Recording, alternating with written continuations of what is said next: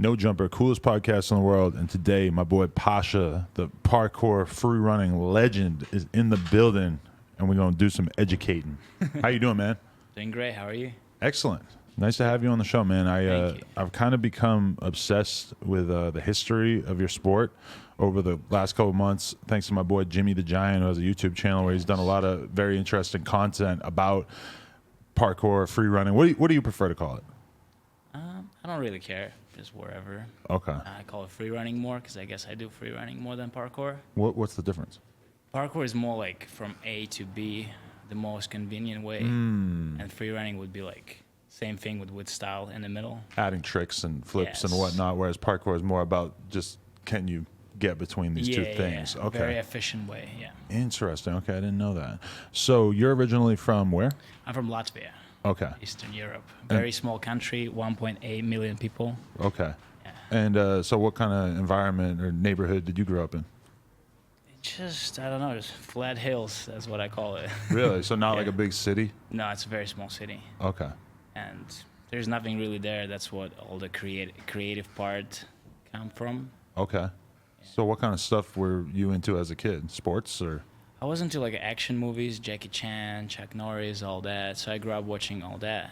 And So then, from a young age, that just stood out to you when you would watch movies? It was like, I want to do yes, that. I remember bugging my mom to like, can you buy a Jackie Chan movie? I want to watch it. Wow. Yeah.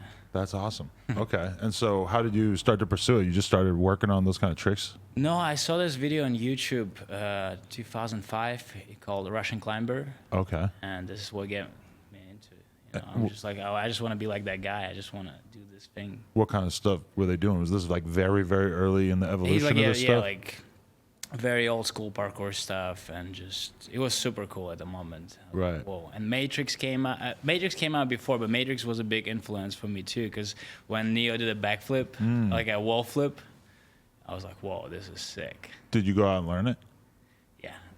How long I did that did. take you, or was that like We had a like dream trick? We had like a corner couch in my living room, so I just was practicing on a couch first when I was a kid. Wow, Yeah. that's awesome. Okay, so were you doing like other sports or martial arts I or did anything? martial arts before. Okay. I did Taekwondo for about like 4 years. Uh huh. And then we couldn't afford classes, so I stopped and Really? ended up on like streets doing my own stunts type thing. Wow. So what did your parents do? My mom is like, she worked as a waitress, and my dad, he left early, so I didn't. I mean, I know him, but he never really was part of my life. Right. I grew up with stepdad, and he was a firefighter. Okay. Is the average Latvian's existence, is the quality of life kind of low? Like the average person doesn't have much money? Yeah, Eastern Europe, that's what it is. Right. His average salary is like $500 a month, Right. type thing. Yeah. Damn. So do you have a lot of memories as a kid of like it'd be Yeah, all the hard best to make ends memories. meet? Sorry. Was it hard, like from a financial perspective? Like, did you grow up like really wanting to? Oh no, I wasn't poor or anything like that. I just Okay. like wasn't like super rich or like super wealthy. Okay. It was all right. We had everything we need. Right. Yeah. It's not like America where everybody feels like they're climbing this ladder and trying to be something all else. best memories is from my hometown when I just start parkour, when I go out with my friends and climb trees. Right. Yeah. So you guys were doing a lot of trees and stuff, or were you? We would go to the sand dunes mainly. Oh, okay. Yeah, just like climb on top of the sand dune and just like throw your body down onto the sand dune. So. Right. And so, did you think that there was like a future in this, or you were just passionate about it?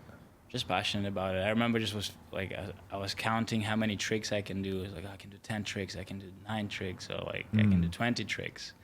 Like collecting all these tricks in my bag. Right. And so then, this parkour, like, are you watching it kind of blow up, or like when did it really start to get bigger online The and whatnot? peak was 2005 to 2007, and it kind of slowed down after. Okay. Yeah, but now there is like I mean like 2005 and 2007 is what everyone was doing it. All my town was doing it. Everyone was doing it. Like there was so many videos on YouTube and stuff. And now it's better to do parkour now because there is a lot of like videos, tutorials and stuff, a lot of gyms. But back then people just wanted to do it. It was like fashion. Right. But you never lost interest in it. No, I just loved it. I just feel like a superhero. Right. I feel like I can survive the airplane crash. Just Wow. wait till the plane gets low, step out of the plane. Were you sponsored back in the day, or did it take you a long time to do? Nothing really crazy back in the day. Even like when Red Bull started sponsoring me, it was Red Bull Latvia. Okay. So the marketing is very small, so they couldn't pay me as much. And then later in life, I got sponsored by International. Uh-huh. So all the sponsor came later. At first, it was just like doing it for fun. Right. Yeah. Yeah, because you're saying that you were doing it all the way back in 2007. Yeah. So that was 2006 is where I started. I started on Christmas as well. 15 years ago. Yeah. Or so. 15 years ago, yeah. So what does this look like from your perspective? Like, have you just kind of been going out and grinding tricks like every day, or like what is the lifestyle of a person who's interested in this kind of stuff? I don't know. For me, like the world is a playground. You know, just I see like weird corners or like slanted walls, and I'm thinking like, what can I do with them? It's Really? like a musician or artist. You know, they just like playing with words. I'm playing with my body and playing with environment. Right. So do you spend a lot of time looking for spots and like just going around, just staring at stuff, just thinking about what might be possible? Yeah, just walking around is my favorite thing. Just walk around, look at the buildings, and just create in my mind, and just perform it later or at the moment. Yeah. What are the best cities? But all cities are different. Mm. So, like LA is pretty good. You do like LA? Yeah, I like LA. I have a lot of like unique alleys and stuff like that, where buildings are close to each other. Right. But yeah, it's funny how like it really affects you. Like kids from England versus kids from like Russia, completely different styles because they have that environment they have to play with. Right. You know? Yeah, like from a BMX perspective, it was crazy the first time I went out to Barcelona because there's just so much artistic architecture. There's just so many, it's just very normal for there to be like a bench next to a slanted wall, and the bench has like some kind of weird grindable thing along the top, or there's just all kinds of different sculptures and shit everywhere. So it's like completely different than LA, where LA has a good reputation as having a lot of skate spots and BMX spots, but I mean, the architecture in LA is very spread out. Yeah. It's not like shit is close together. Also, but then in New York too, when I think about New York, I mean, so much of the spots that we were excited about were like the cellar doors that are like basically non-existent on the West Coast.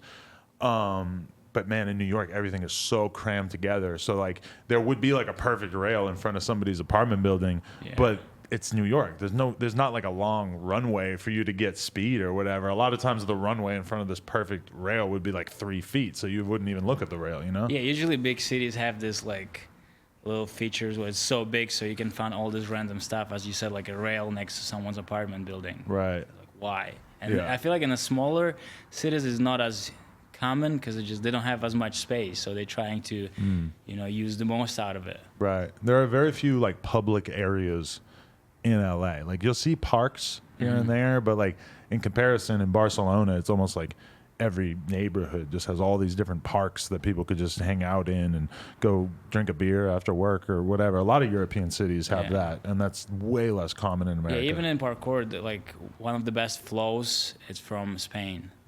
Because as you said, architecture allows you to do that. Right. And they just like, they're so smooth and so nice. They're like Spanish people just chilling, doing amazing, easy, light move, but it looks so beautiful. Really? That's interesting. Yeah. So you very much notice different styles between different... Yeah, I can tell like where the guy grew up or like what environment he had.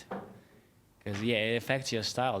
You can't escape that. Yeah, that's interesting, yeah. I mean, that's true for sure in bike riding and skateboarding as well. Like if somebody's from New York City, a lot of times you can really see it in the way that they choose to skate or ride bikes, because it's just such a different environment out there. There's just so many less things that you can do, so many less things, but then also so much more, like such like influence. It's funny, like, because if you like figure out how to play with your limits, you can really pull out more than you have a lot and you don't know where to start. That makes sense. When did you start to really travel to do it though? I started traveling when I was 18. Okay. Yeah, pretty much after I finished the school. I just started going to events and stuff. First, I moved to Ireland. Really? Yeah, because my family lives in Ireland actually. Oh. Yeah, they all moved from Latvia. Just working in Ireland now. Wow. So I They moved moved there. because there were just more job Just more opportunities? jobs and Okay. stuff, better like salaries. Interesting. And I worked there at a car wash for like a little bit, and I'm like, fuck, I want to do something else with my life, and I want to do something with parkour. As crazy as it sounds, it worked. Right. Did you always have jobs throughout your life? Like, when did you actually start making money from parkour? Not really.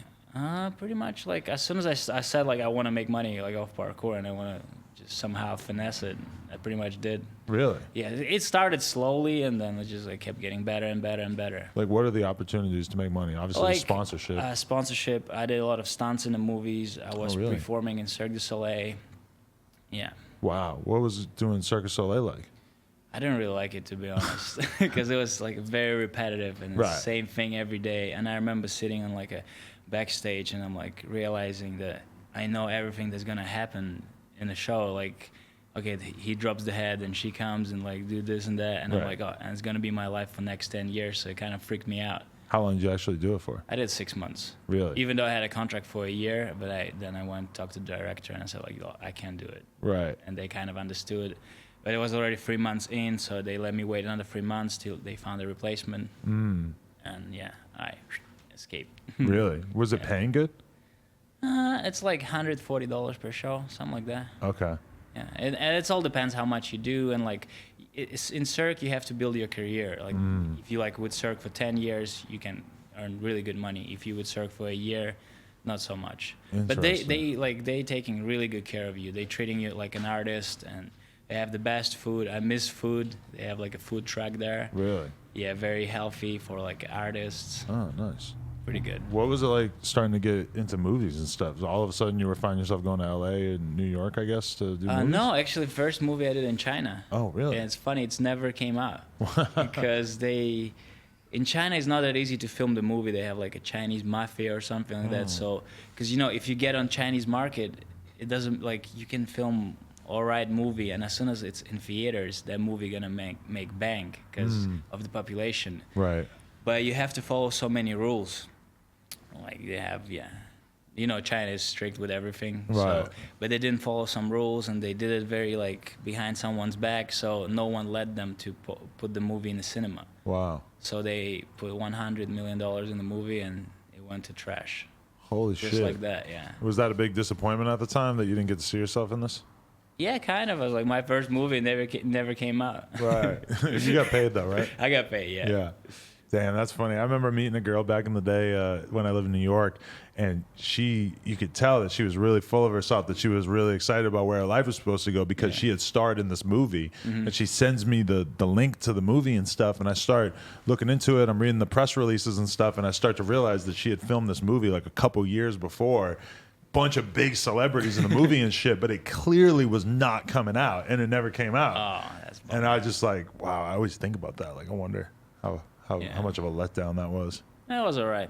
Yeah. And then I did like other movies. I did Six Underground with Ryan Reynolds. Oh, wow. Which is on Netflix. I did a little bit of Wonder Woman, where I was just like coordinating one scene, like the second Wonder Woman. It's an opening scene when they were like Olympic Games or something like that, and they were running on these beams and stuff. So they hired me to just like direct the movement a little bit. It was To pretty direct cool. it? How'd you? Like, not like direct it, more like choreography. Right. Yeah. But that's interesting. How did you start to move into that as opposed to just doing the tricks? For friends. Yeah, it's all about who you know. Wow. Yeah, That's and I have a interesting. lot of friends that do that stuff, so they kind of hook me up with the job. Right. What compared gymnastics to parkour or free running? Like how do you think about the difference there? Because there are some similarities, right? They have like points and stuff, and they have and they do routines, and they wouldn't do anything that wouldn't give them points in the routine.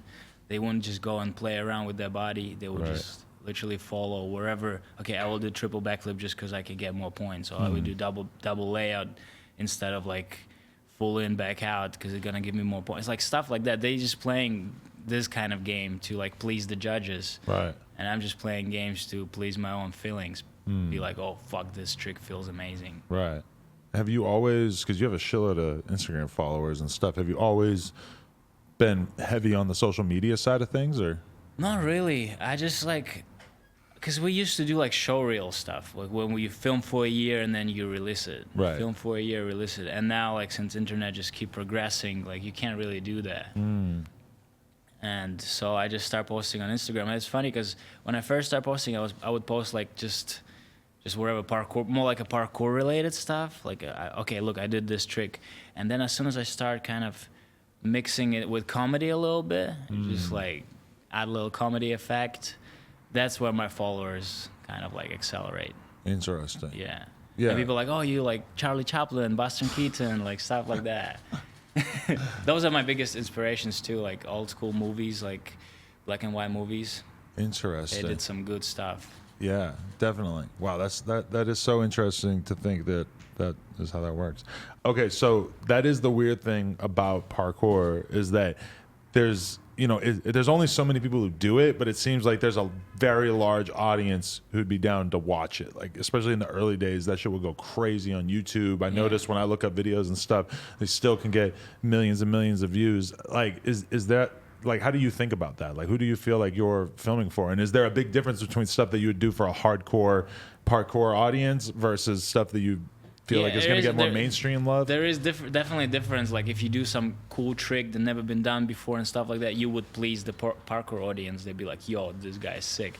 And if you do something more like silly little Jackie Chan-ish type thing, that you would please like other people. I feel like a lot of people feel related to parkour because they feel like they can do it. You know what I mean? Like, as soon as you try to do something hard or like triple flips and stuff like that, people are like, whoa, he trains professionally. I don't like that guy. Right. And when you do like jumping between two buildings. Yes. It's like people see that and they think like, fuck, like I could need to do that if I was being chased by a bear. Exactly. Right. Exactly. So that's the difference. When they can relate, then like kind of like more people will watch it, and if they can't really relate, then parkour audience will appreciate that because they're like, oh, this is what we do, right? And I can understand what this guy just did. Versus other people like, I don't have any idea. He just spins around in the air like a cat wherever. Like, what kind of stuff do you feel like you're the most drawn to at this point? Have you slowed down over the years with doing like really dangerous shit? At the moment, I'm just doing this trick. It's called Cork Zero. So it's like a flip with no flip type thing. Okay. It's like a windmill, you know, windmills? Yeah. Breakdancing moves. Right, yeah. So it's basically this, but in the air. It's a very technical, very hard move, and I've just been drilling that. Really? Yeah. And what's that look like? Just practicing it? Yeah, just practicing at gyms like foam pit and stuff like that, yeah. Just so make your body get used to the movement. So like your muscle memory would recognize that and would just like, okay, we'll let you do it now. Because at first when you start, you're like, your body goes just like, what are you doing? And your brain goes like, we never did this before. It's like, until you like kind of force it, and then your brain, okay, this is what you want. And, and then it kind of guides you to the way that is like natural for your body. Right. Yeah. Interesting. So how much time are you spending going to those kind of gyms as opposed to being on the streets? Lately, I do it more because, as I said, I'm working on this trick. But usually, like, it's not like parkour is my life and I got here by just like running. You know, I drove here. I didn't climb over the gate and stuff like that. I didn't jump off your roof because a lot of people thinking that I'm doing this all the time. Right. I just have a regular life. My back hurts and stuff like that, so I have to, slow down sometimes. Yeah. Right. But so I definitely missed up the question, but I feel like answers. No, it's cool. Just different question. I'm interested with like the amount of time. So do you think of being in the gym as it's like more like practicing? how I feel it. Yeah, it's more like how if I feel that I want to do it, I will do it. If I feel inspired, I would do it. If I don't feel inspired, it's just dangerous. Right. It's just like what injuries happens when you like force yourself and like you just don't know what you're doing. Your brain is somewhere else. Because it's like it's a way of meditation for me. Because when I'm like doing this, that's the only thing I think about. There is nothing else I can think because I'm kind of like playing with my body and putting myself in danger. So like your body only focus on moment that you have right now. Right. You don't really have the option of focusing on anything else. Yeah. So it is like a meditation. Like I would go somewhere, found a line that I want to do and just like run around and do all these tricks. And sometimes I don't even plan it. I just kind of like, whatever happens, if I stumble this way, let me see how my body reacts and how my body would guide me out of this situation. But if you go on a trip with a bunch of other parkour dudes for a week and you don't have access to the gym and you can't really train like that, does that feel weird? Does it feel like more No. risky just doing the more dangerous stuff? I grew up with no gyms. Right. Gyms is a luxury now. I grew up with no gyms. I learned all my stuff outside, which is really good because I know a lot of people, they would learn something in the gym and then they can't do it outside, or they would do it outside once and then like, fuck, I have to go back to the gym. Which is when you learn it outside, you're just like, okay, I did it outside for the first time. What's the problem? Right. You know? Does that kind of get looked down upon when people are really, really reliant on the gym? Like they can't do shit without that? Yeah. Yeah. It's definitely affecting people, yeah. Interesting. So I feel lucky that I didn't have any gyms before. Right. And now, even now, sometimes I'll be doing something outside, and I'll be thinking like, okay, I have to pretend this is gym, or like this is foam pit under me, not concrete. Right. So my body stays calm and just doesn't freak out. Yeah.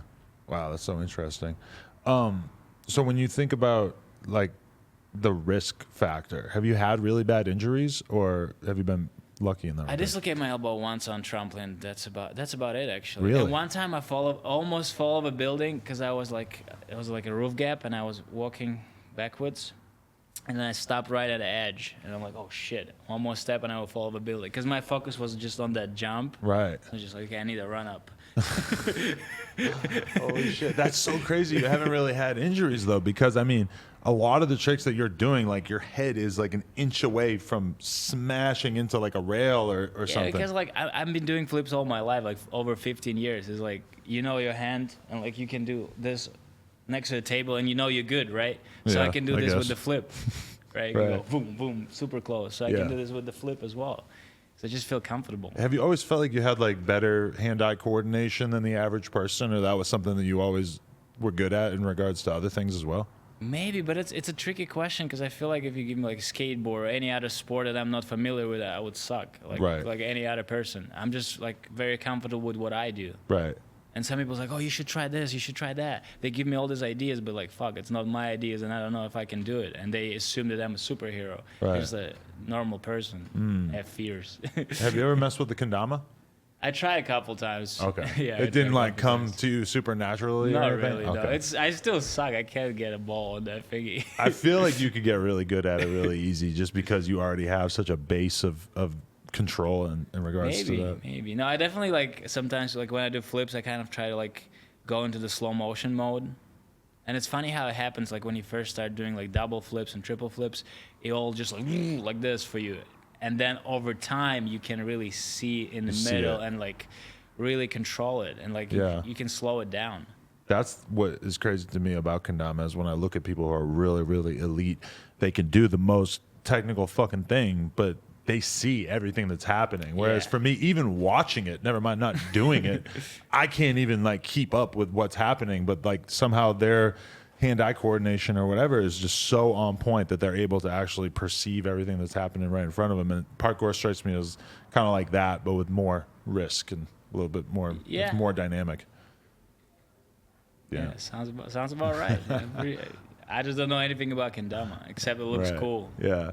I know a lot of parkour guys into kendamas too. Right. They would always, when we would go on the trips, they would always bring kendama, and just like when they stretch and stuff like that, or just Yeah. talking, chatting around, they would do kendama. It's a nice, like, because to me, like, in comparison to growing up riding BMX, is exactly the same feeling when I, like, do a trick on the kendama as learning a bike trick. And I feel like for parkour dudes that play kendama, it's probably exactly the same thing, where it's very low impact, because it's like you're just kind of moving your hand around for the most part. But then at the same time, like, it just gives you that satisfaction of just, like, wanting to control this object. Yeah, like you're doing tricks. It's still tricks. It's still like stuff is flying, and it's Yeah. action at the end of the day. Right. Yeah. Definitely. I remember in school, when I was in school, I was just like always would sit in school and just like flip pen and just would think like, oh Yeah. shit, I can do this, and then maybe like Yeah.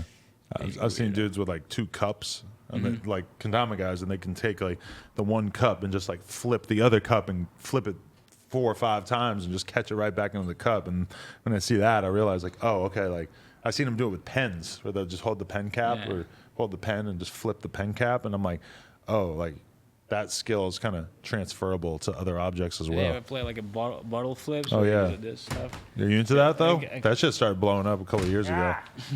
I have to get it. Shit, See, the water has to be a little lower. Yeah, it's a little.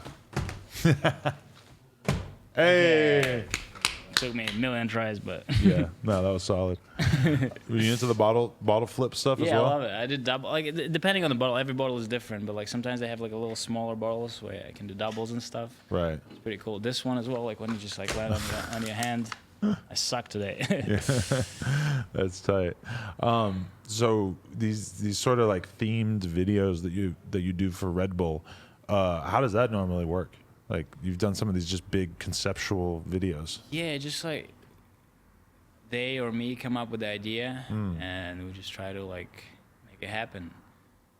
So yeah, just like usually like it's last project I worked on was like a pinball machine. So they built a huge pinball machine, and I was inside it. It was pretty fucking good. Right. I loved that project, and it took me 10 years to like pitch it and make it happen. 10 years? 10 years, yeah. Because when I first got with them, I was like, fuck, I have this sick idea. And they're like, yeah, cool.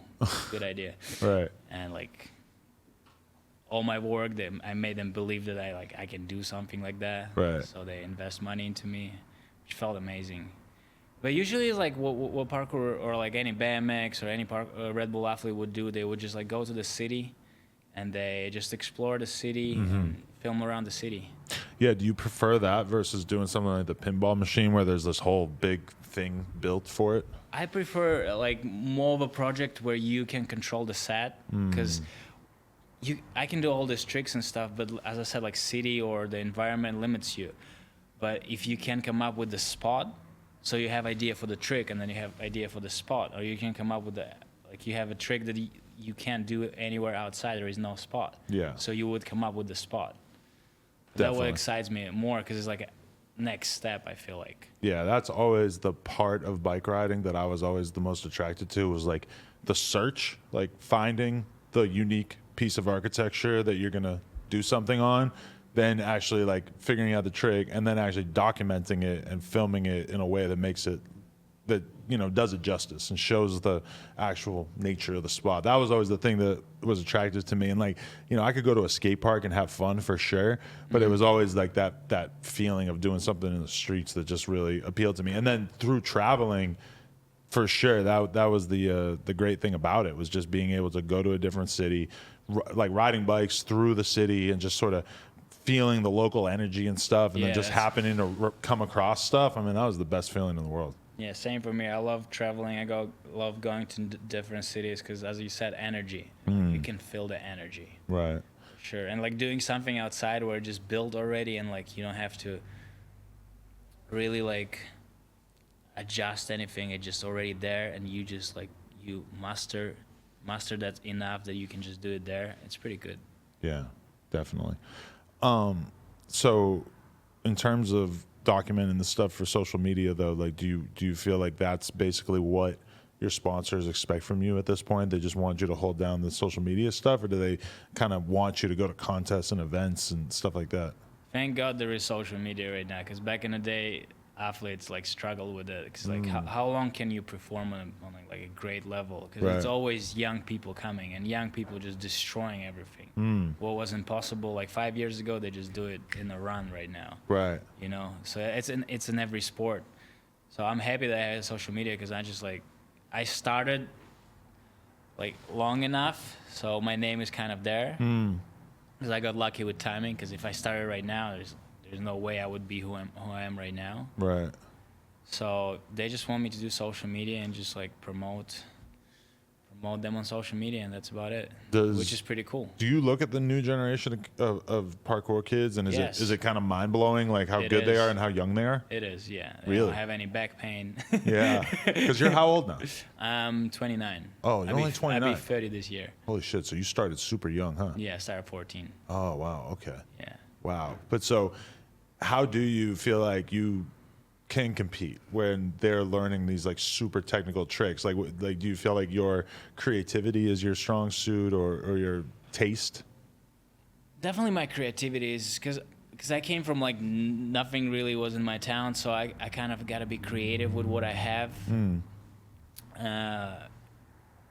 just I don't know, like now they just like they have better endurance. They just It's kids. Yeah, it's tough. They playing without thinking. I think more now, because when I was a kid, I wasn't thinking as much. I was just like, okay, this is sick, I will do it. And now like, oh fuck, should I even do it? Yeah. Maybe it's dangerous. I don't want to break my leg. I have this shit to do. I have that. Life is getting on the way and getting harder. So like, that's why you should start when you're young and learn all these skills, because then it's like natural for you and normal. Then later in life, I feel like it's harder because you put so much more effort. And even like I would see that in BMX and skateboarding over and over and over, where, you know, if you learn to do a kickflip when you're 9 years old and you just kind of keep messing with that and doing that over and over, then by the time you're 15, of course you're going to be good at it and you're going to be able to do it in a wide variety of settings. Whereas if you learn to kickflip when you're 15, you can get good at skateboarding and everything, but it's going to be so much harder. Whereas if you have that, it's almost like learning a language. If you learn a language when you're like 5 years old, it's like so much easier. Whereas if you're 20 and you try to learn a language, your brain is already kind of solidified. Because you're just playing. It's all about you just playing and not thinking. And a lot of times, even when I want to do a trick and I start overthinking, I can't do a trick, and I have to remind myself to just stop thinking. Just like do the first step. Right. Do the first step, and then your body will guide you. Right. That's the best way. And sometimes I forget about it, but my friends would remind me. They like see me trying something, like, you're thinking too much. I'm like, true, I have to. Yeah, and dude, one other thing that's kind of I've seen happen multiple times in Kendama or BMX or whatever is like you'll have somebody who grinds for years and years to go pro or whatever, and then meanwhile there's 12-year-old kids who literally have nothing to do and all the energy in the world, and they'll just be grinding tricks. And so then sometimes the dudes I know who like work for years and years and years, they might go pro by the time they're, 22 or something. But then meanwhile, there's literally like 12, 13-year-old kids who have no responsibilities, nothing else in their life. Like this grown man might have to have a job and shit. Yeah. Or never mind a family or a kid or a girlfriend, and they got to do stuff like that. But like then there's kids who can just see the shit that they're doing on Instagram, try it themselves, work their ass off, and just get crazy good at it. It's but you also unreal. see a lot of kids that will get into a sport. They will kill the sport for like a year or two, and then they just disappear. Yeah. Because then they turn 16 or wherever, and they're like, oh shit, it is life. Yeah. I see a lot of those kids too. Like, because I'm doing this for 15 years, so I've seen some like big names would quit and stuff like that. And you're like, oh shit, I never thought this. I see this guy quit. You know? Like, I thought he's gonna be there forever. And then you see some kids just appear on the horizon and they like kill the sport, and then they disappear. Yeah. And then you see some people, they just like move slowly, just step by step, nothing crazy, but they been there forever. And it is kind of weird because like in skateboarding, it's like if you're good and you get sponsored, you could actually see how you could have a future with it to a certain extent. Like you could actually make some decent money and everything. Other sports, like in BMX, you have to be really, really like one of the absolute best riders to make any money, Like, is parkour, would you say it's an easy way to earn a living? There's only like, 7 Red Bull athletes in all world. And it's still very young. Like skateboard or BMX, you guys way ahead of us, like 20 years easily. We're still a very young sport. And not that many people. I feel like maybe 10 people in the world make living out of it. Okay. Yeah. Maybe more, but like I feel like pure parkour, not like a gym owner or like a coach and stuff like that. There's definitely maybe less than 10. Right. Yeah. Interesting. One thing that I heard Jimmy mention that I thought was interesting is that parkour kind of struggles because there's not really like a thing to sell to the audience. Like in BMX, you sell bikes, skateboard, you sell skateboards, you sell clothes, you sell all this shit to people, shoes, etc., energy drinks. But then with parkour, it's kind of like, well, everybody just wears what, like sweatsuits, fucking Nike like tracksuits, shoes, stuff, yeah. No, I know. I don't know. I don't know what, like, maybe you have to come up with like some special shoes, but I don't know. Like some people like to train bare feet. Yeah. And that's the beauty of parkour, that you don't need anything. Right. A lot of kids were like, oh, I want to start parkour, but I don't know what pants to wear. I don't know what shoes to wear. Like when I started parkour, I wasn't thinking. I was just like, fuck, I just want to go and do it. Yeah. And that's kind of like a blessing and a curse. And again, like it's like if you want your sport to go that way, if you want your sport to go mainstream, For sure. Do you feel like as you've gotten older though, do you really care about the sort of overall health of the industry? Because that's one thing that I see with like BMX. When I was younger, it was more like I don't give a fuck what's popular or what's cool, you know, like fuck, like we just do this because we're hardcore. As I get older, I look at it more like a dad, where it's like, you know, I want to see this sport do well, regardless of, you know, how cool it is. Like if somebody gets into it and I don't think that they're the coolest person, it's kind of like, okay, whatever. Like if they're going to bring eyeballs, if they're going to make people pay attention to this, then who gives a shit? Yeah, I wish parkour just like keeps growing and going all the right directions, but I don't have any control of it. Like dead ass. I don't have any, like, I can't control it. I'm just doing my thing, and I hope it would inspire people, and just from my side. But I wish all the best. It's not like I don't give a fuck. I do. I really love that. It's like my baby. Yeah. Just like I grew up doing that. And it always make me happy when I see like, oh, Red Bull pick another athlete and stuff like that. I'm always happy. That means sport is growing. Right. And I hope it just continue growing. Definitely. But I don't know. I feel like you just need more people we need people that support people to do that. Because I feel like a lot of people don't, like a lot of parents, they won't support their kids. And that's why we don't have these great athletes. You know, it's all about supporting and just like, I don't know, staying as a team. Everyone. A lot of the kids that I knew growing up or whatever who were the best at BMX or skateboarding were the ones whose parents actually supported it. You know, drive them to the skate park, help them buy the parts that they need, etc. Whereas, like, if your parents aren't behind you, it's very difficult. Yeah, it is. It is. Like, they just like keep telling you to, like, what are you doing? You should do something real with your life. Yeah. Just let me do what I love. Yeah. It's simple, but it's very hard. Yeah, for sure. Are you part of like a parkour crew or anything? Team Farang.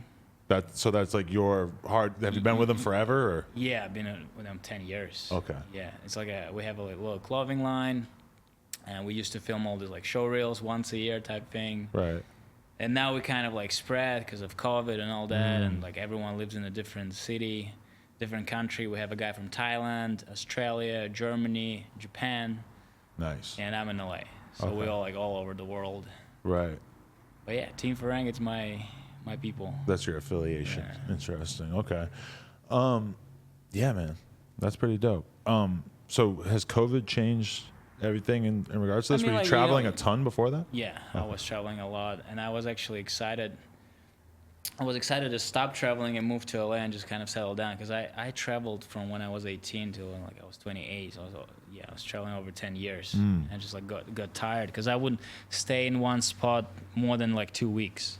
I would go somewhere, stay for 2 weeks, go somewhere else. I was a professional guest, I would call myself. Right. Yeah.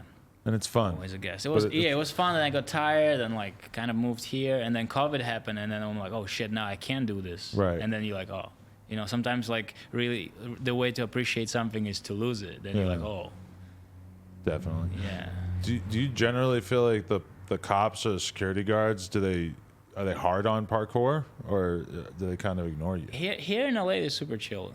Because I think there's not many people doing it, so it's probably easy for them to ignore. Yeah, and they like, oh, you know, yeah, they hate skateboarders for some reason. Because there's so many of them. This is the home of skateboarding. So there are, like, any decent rail in LA. I mean, there's probably been, 50 skaters a week for the last 10 years going to it. Not 10 years, 30 years, 40 years, No, they're pretty chill here. Other countries, yeah, they more like strict. But I never had any problem. I never mess with them. I understand they're doing their job. I'm not trying to prove anything. I just like, okay, cool. You want me to leave? I will leave. Come back on Sunday when you're not here. That's one thing I realized from watching videos on YouTube, is that there are some famous parkour spots that have been like destroyed because people were just hanging out doing parkour on them, which I never would have assumed. In England a lot. Yeah, it happened.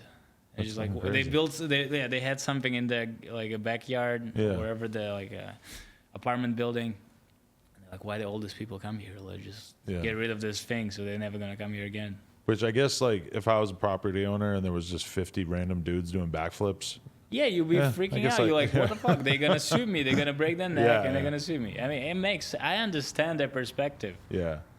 What do you feel like there's been anything that comes to mind that you have contributed to parkour or free running that just stands out to you as like something you brought to the table, that like the biggest things you're known for by the community? Definitely, like, I feel like it has trick names. I don't know, like frisbees and stuff. So What's a frisbee? It's like a aerial twist. It's like butterfly. I don't know. It's not a butterfly. It's like an aerial twist. So it's like cartwheel with no hands. Okay. But I did a tucked and stuff, and did doubles. Then I did dive roll 360. So like it's like a dive roll, but you like kind of 360 before that. Interesting. So those are things. And now I'm working on this Cork Zero, which I didn't create that trick, but there is only like 5 people doing it in the world right now. Really? Yeah. And so, how do you see the kind of spot that you want to bring it to? Like, have you done it in the streets a lot, or are you just mostly practicing? I did it on the street once. I just like trying to integrate into other setups basically, because you have basics like backflip, side flip, front flip, and everything else is just like you playing with these free tricks. Yeah. Like you do it off a wall, you do it off like ledge, you do it like to precision on something, you like changing the directions and stuff, but it's all like backflip, side flip, and full twist. Right. So yeah. From your perspective, this would just add like a whole new element to the arsenal. Yeah, and that's why I'm very excited, because I did a lot of stuff. I've been doing this over 15 years, and I tried so many stuff. And also, I don't know, like I'm playing with, as I said, I see like some unique spot, and I would do something very creative there, like a weird rolls. I like master of weird rolls. I do like all kinds of rolls. Right. And people like I call it Parkour, like Parkour and Pasha Petkuns. So yeah, I definitely brought the style into parkour and free running. Interesting. Which like I just was myself and just doing what I love. So I didn't do much. Right. Have you ever wondered, like, or do you ever feel like your passion is running out, or have you always just stayed super motivated about this? No, always there's always more. I never thought of like quitting it or anything like that. Right. Always wanted to do it. Still want to do it. As I said, it's the best feeling. It just feels so good. That's dope. Do you have any like objectives in the long term that you want to accomplish with it? Like, could you see yourself running a business related to this, or are you all about still just pushing yourself and your body as far as it can go? I will definitely push myself for another like year or two. I feel like I can. And one of my dreams is just to come up with like some sort of storytelling through movement, maybe make a movie and some stuff like that. Like that's what I'm interested in, because as I said, like I'm very inspired from like old school black and white movies, like how they would tell story through movement. So that's what I'm learning right now, like telling stories through movement. Really? So you're interested in the video side of things as well? Yeah. Oh yeah, I can film parkour pretty well as well, because I understand the movement. Like a lot of people, they can't film parkour. You would ask them to film, and they would just hold camera still, or they can read the body, and they can really tell what you're about to do. Which I know, like, oh, his shoulder went this way. Oh, I know what's he gonna do. Right. Sometimes I play with my friends. We watch parkour video, and we just like call the tricks just before he's about to do it, just from the set. Yeah. I do that too. If I'm watching someone and I'm like wondering if they're going to do a bar spin or a tail whip, I could just see a little bit in the way that their feet are positioned. That I could just tell what's going to happen. Yeah. That's pretty cool. I always be trying to predict the tricks as well. That's fucking funny. So yeah, I didn't mention this yet, but I actually went to your wedding. I know. I remember you. You vlogged from there. I watched the vlog. Right. And so for those who don't know, you are married now. Yeah, you were married. It was married. A wedding to Riley Reid. How did you guys meet? Ashley Matthews. Okay. She asked me to call her Ashley Matthews. Okay. So you Ashley Petkuns, actually, if anything. Oh, right. There you go. She's having my last name now. So you never call her Riley? No, never. Okay. How did you guys meet? Instagram. Right. You slid in her DMs? She did. She slid in mine. Wow. Yeah. Saying what? It was pretty great. I posted about this book, Art of Not Giving a Fuck. Oh, okay. Yeah. So she's like, oh, it's a nice book. And it's funny because a month before that, Alina Lopez slid into my DMs. And I was like, what's happening? Why all these porn stars sliding into my DMs? So I was like so confused. And so yeah, and then we talk a little bit, and I ask her if she wants to film some videos. I'm like, I don't know, I'll flip over her or wherever, I don't know. Right. And then we kind of talked for a little bit, and then we didn't talk for 3 months. And then she messaged me again. She's like, so you down to do this video or whatever? I was like, fuck. And you were already in LA at this time? Yeah, I was in LA. Oh, okay. Yeah, I was in LA. And I'm like, oh, sure, let's film this video. But I didn't know like with who to go and like who gonna film the video. And she's like, I have my assistant, we can film the video. Like, cool. So I went and filmed like one of the videos with her where I like did like a backflip of her butt. Mm-hmm. Okay, I remember that. Yeah. Yeah. And so you guys just hit it off right away, or what? Yeah, I kind of felt the energy, and I don't know, she's the greatest woman I ever met. Really? I love her. Yeah, she's so good. What stands out to you about her? She is a very great person. Just her personality and like the way she thinks about life and who she is. Just, I don't know how to describe it. Like, I know all this stigma that she does porn, like she did porn. Right. But if you really like just put it aside, and she's just amazing, you know. Even with that, just a part of her. Right.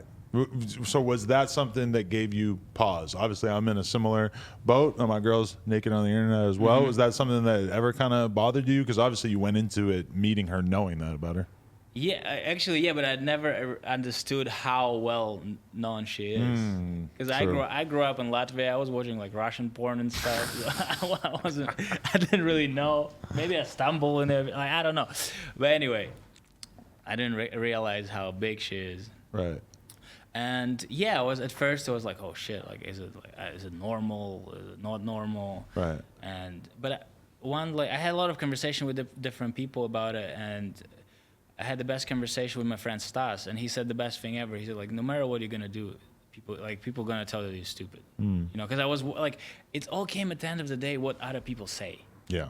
I never gave a fuck. If you don't care, then why the fuck would you worry about what other people think? Yeah, you know? and he said, like, if you care about what other people are gonna say, no matter what you're gonna do, they're gonna say that you're stupid. Yeah. And I'm like, oh, that's very, very true. Yeah. So.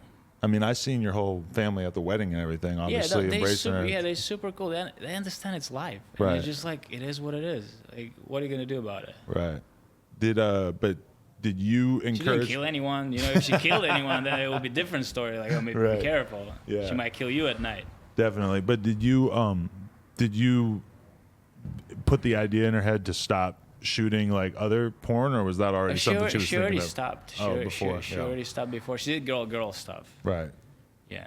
Yeah, because I mean, during the OnlyFans thing, that like, especially as OnlyFans is taking off, it kind of at a certain point for somebody like her who makes an absurd amount of money from her fans directly, it's like, why would you? Yeah, it makes. keep doing it? You know? As I said, like, whatever people say, it just doesn't really matter. Like, Right. at first, I was like, kind of like, oh shit, it's a lot. Like a lot of people just came at me like, what are you doing? You stupid. Like, Right.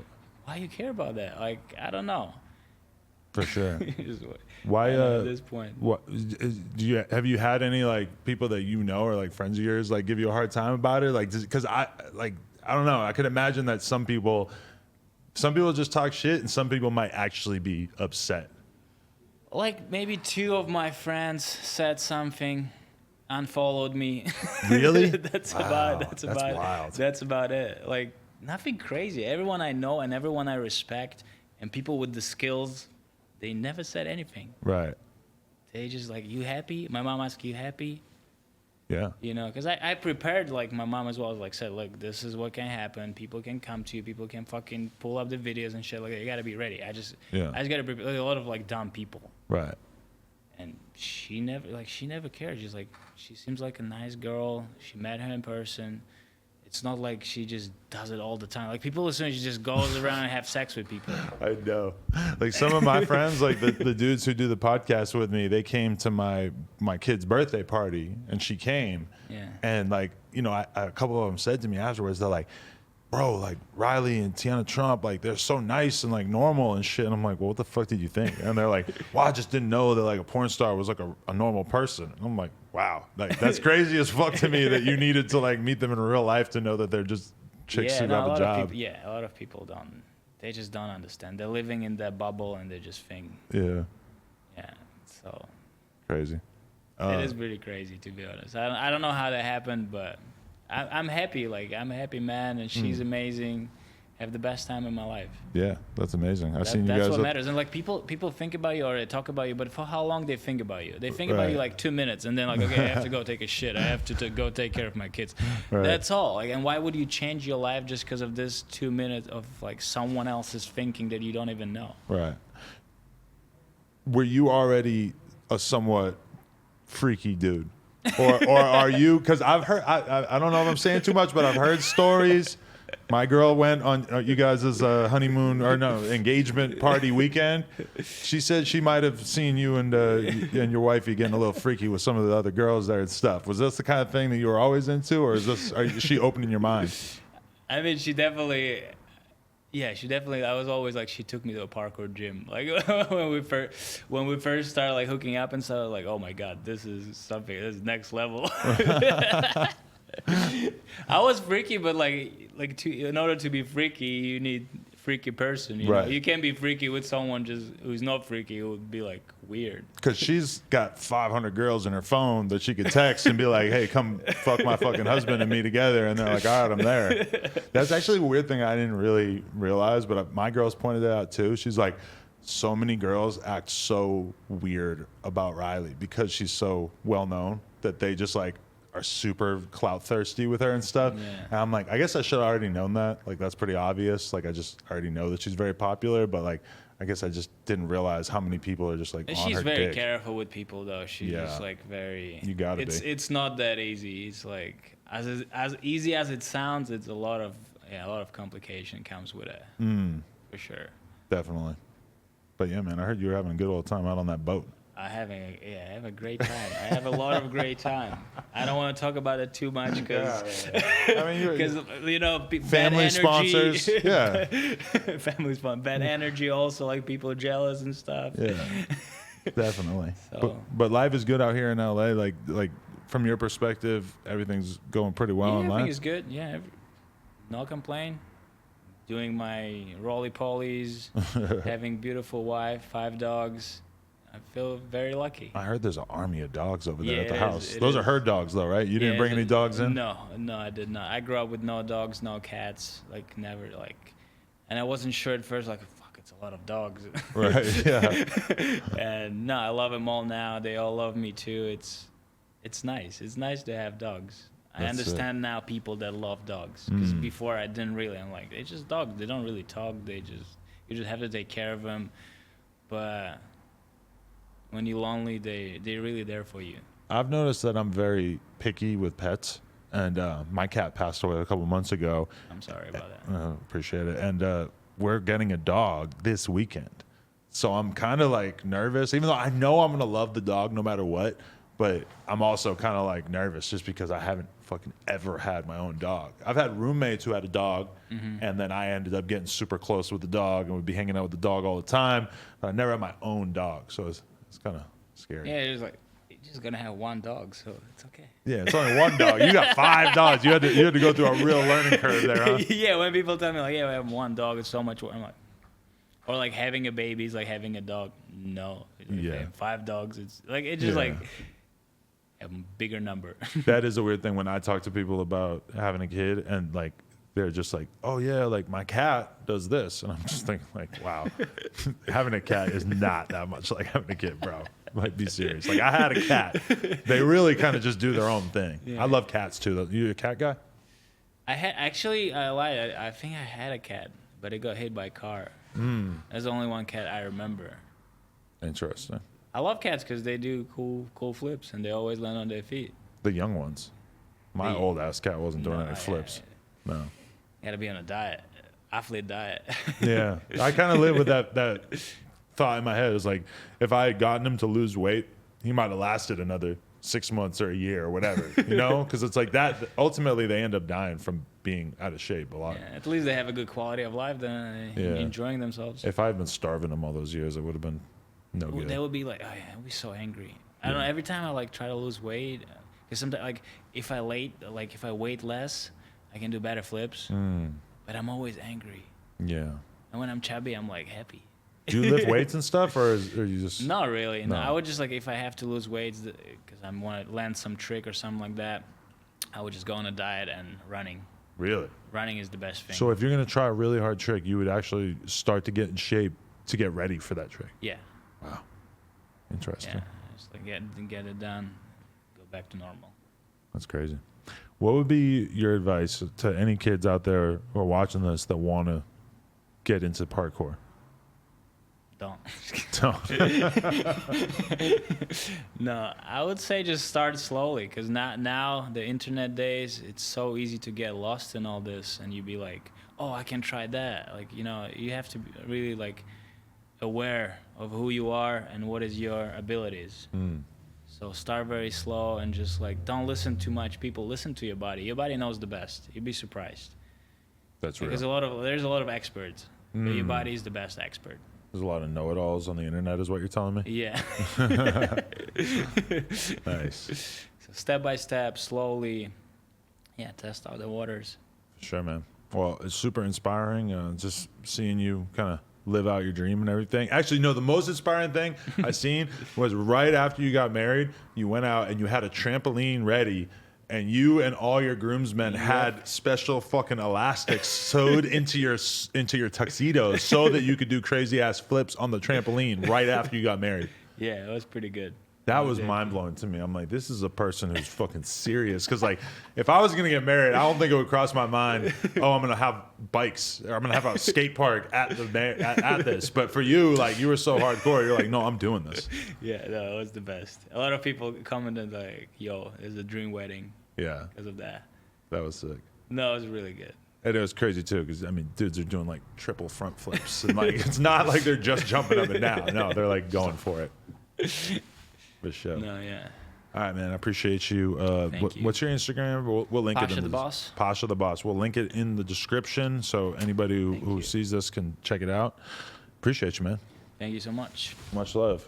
Pasha. Same.